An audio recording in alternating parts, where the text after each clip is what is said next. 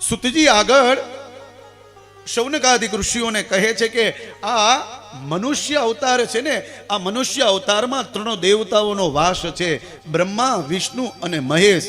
ત્રણેયથી બની અને આ શરીર બને છે. નાભીથી નીચેનો જે ભાગ છે એ બ્રહ્માનું સ્વરૂપ બતાવ્યું છે. નાભીથી ગળા સુધીનો જે ભાગ છે એ ભગવાન વિષ્ણુ સ્વરૂપ બતાવ્યું છે. અને માથું, મુખ એ શિવલિંગ સ્વરૂપ બતાવ્યું છે, શિવ સ્વરૂપ બતાવ્યું છે. નાભે રગો બ્રહ્મ ભાગમાં કંઠ વિષ્ણુ ભાગકમ મુખમ લિંગમ મિતમ પ્રાક્તમ શિવ ભક્તમ શરીરકમ. આ આખું શરીર છે ને એ દેવયુક્ત છે. એટલા માટે આપણા ઋષિવરોએ તમે જુઓ કહેતા હોય કે સવારે વહેલા જાગી અને મંદિર કદાચ બાજુના રૂમમાં હોય ને તો તમે તમારા હાથમાં, શરીરમાં દેવતાઓનું સ્મરણ કરીને એને વંદન કરી શકો.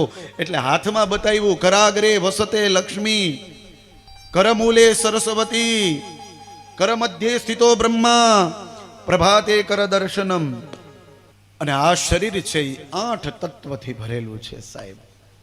અને આમાં પણ 3 કારણ બતાવેલા છે. આ શરીરમાં 3 પ્રકારનું શરીર બતાવ્યું છે. એક સ્થૂળ, એક સૂક્ષ્મ અને ત્રીજું કારણ. આ 3 વસ્તુ બતાવેલી છે.